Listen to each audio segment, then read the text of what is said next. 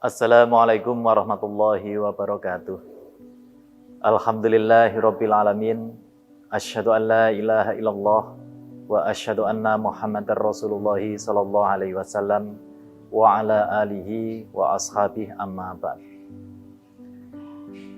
Satu kesyukuran tersendiri bagi kita. Alhamdulillah sampai saat ini kita masih mendapatkan qadar yang baik dari Allah. Diqadar menjadi orang-orang yang bisa melaksanakan ibadah kepadanya. Dan alhamdulillah kita juga dimudahkan Allah untuk mengerjakan ibadah yang kita yakini ini akan bisa menghantarkan kita masuk surga selamat dari neraka. Ada PR besar bagi kita semua. Apa yang kita impikan bisa masuk surga selamat dari neraka, itu bisa kita capai. Yaitu angan-angan kita bersama. Pengen mati dalam keadaan husnul khotimah. Ibadah itu merupakan kewajiban bagi semua manusia yang telah diciptakan Allah di muka bumi ini.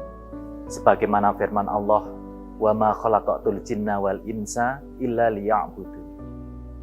Tapi yang harus kita tanyakan pada diri kita sendiri, apakah ibadah yang kita kerjakan selama di dunia ini nantinya benar-benar bisa menghantarkan kita masuk surga selamat dari neraka? Ini yang harus kita jawab. Karena tidak kita inginkan jika kita setelah beribadah di dunia, ternyata nantinya hanya sebagai fata morgana saja. Kita hanya dipameri oleh malaikat tentang pahala yang harus kita terima. Tapi kenyataannya tidak bisa kita nikmati. Maka dalam kesempatan yang baik ini, sedikit saya ingin memesankan kepada diri saya sendiri dan kepada semua pemirsa yang dimanapun Anda berada. Mari kita jaga amal ibadah kita, agar setelah kita mencapai yang namanya husnul khotimah, ibadah kita itu bisa benar-benar kita nikmati hasilnya kelak di hadapan Allah. Ada 3 hal yang harus kita perhatikan. Yang pertama, bagaimana agar kita dalam beribadah ini benar-benar mengikuti apa yang diperintahkan oleh Allah dan mengikuti apa-apa yang disunahkan oleh Rasulullah Shallallahu Alaihi Wasallam. Rasulullah sudah memesankan kepada kita semua, "Taraktu fikum amroini, lan tadhillu ma tamassaktum bihima, kitabillah wa sunnatin nabi." Telah aku tinggalkan 2 perkara di kalangan kalian. Selama kalian berpegang teguh terhadap 2 perkara itu, tidak akan sesat selamanya. Kitabillah wa sunnatin nabi. Kalau ibadah kita mengikuti apa yang diperintahkan oleh Allah, mengikuti apa yang disunahkan oleh Rasulullah, ibadah kita dijamin pasti benarnya, pasti akan diterima oleh Allah. Bahkan Allah memberikan peringatan keras kepada Nabi Muhammad SAW. Jangan sekali-kali mencampuri ibadahnya dengan perbuatan syirik. Allah berfirman, "La in asyrokta la yahbatanna amaluka wa la takunanna minal khosirin." Niscaya jika engkau syirik Muhammad, amal ibadahmu akan lebur dan engkau akan menjadi orang yang rugi.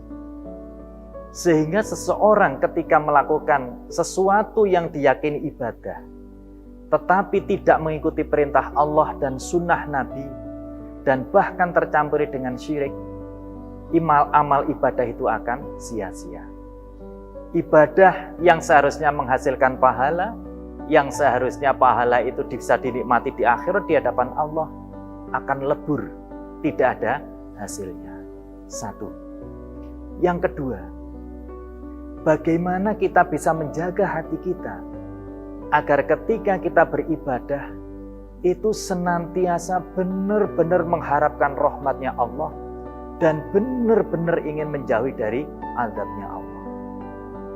Seperti apa-apa yang telah dicita-citakan atau yang diinginkan oleh orang-orang solih pada zaman dahulu yang tersurat dalam Al-Quran. Wa yarjuna rahmatahu wa yakhafuna azabah. Orang-orang iman ketika beribadah itu mengharapkan rahmatnya Allah dan ingin terhindar dari azabnya Allah.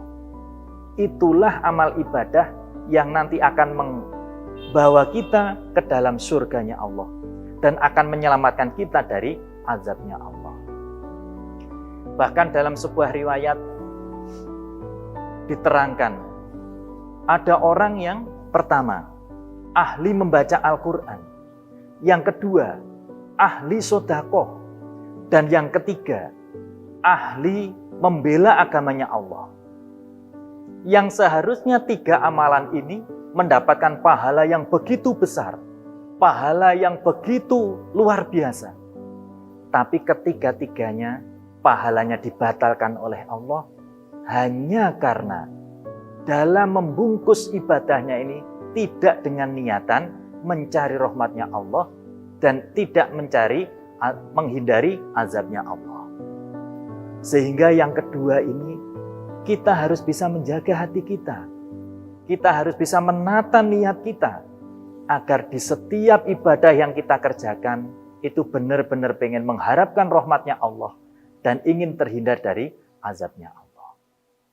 Yang ketiga, para pemirsa dimanapun Anda berada, yang harus kita lakukan, yang harus kita upayakan agar kita setelah mencapai husnul khotimah atau setelah beribadah di dalam menjalankan perintah-perintah dari Allah, menjalankan sunnah-sunnah Rasulullah, itu benar-benar mendapatkan hasil seperti yang kita impikan. Kita dalam menjalankan ibadah ini harus sampai tutup ajal mati kita masing-masing. Sebagaimana perintah Allah, wa'bud rabbaka hatta ya'tiyakal yakin. Dan beribadahlah engkau Muhammad hingga kematian datang kepadamu. Dalam sebuah riwayat juga diterangkan oleh Rasulullah SAW, innamal a'malu bi khawatimiha. Sesungguhnya beberapa amalan yang dikerjakan oleh manusia itu tergantung dari akhirnya. Para pemirsa dimanapun Anda berada, jika kita mengerjakan ibadah kepada Allah dengan disertai dengan satu, mengikuti perintah-perintah dari Allah Rasul, membungkus ibadah itu dengan niat yang benar, dan kita kerjakan hingga ajal menjemput kita, yakin pasti ibadah itu nanti akan mendampingi kita di alam kubur, mendatangkan naungan di hari kiamat, dan memudahkan kita dalam menjalani hisaban dari Allah. Dan yang terakhir, pasti akan membawa kita ke dalam surganya Allah dan akan menyelamatkan diri kita dari azabnya Allah. Inilah yang sangat kita impikan setelah kita setiap saat berdoa kepada Allah, memohon kepada Allah, Rabbana atina fid dunya hasanah wa fil akhirati hasanah. Ini benar-benar akan terwujud kalau kita bisa menyertai semua ibadah kita dengan selalu mengikuti perintah Allah Rasul, membungkus dengan niatan yang benar, dan yang mengerjakannya sampai polpati kita. Sehingga dalam kesempatan yang baik ini, mari kita menjaga diri kita, amal ibadah kita, agar sesuai dengan impian kita bisa menghantarkan kita masuk surga selamat dari neraka. Demikian sedikit yang bisa saya sampaikan dalam kesempatan yang baik ini. Ada kurang lebihnya dalam menyampaikan, saya mohon maaf yang sebesar-besarnya. Semoga ini membawa manfaat bagi kita semua. Alhamdulillah, jazakumullahu khairan. Wassalamualaikum warahmatullahi wabarakatuh.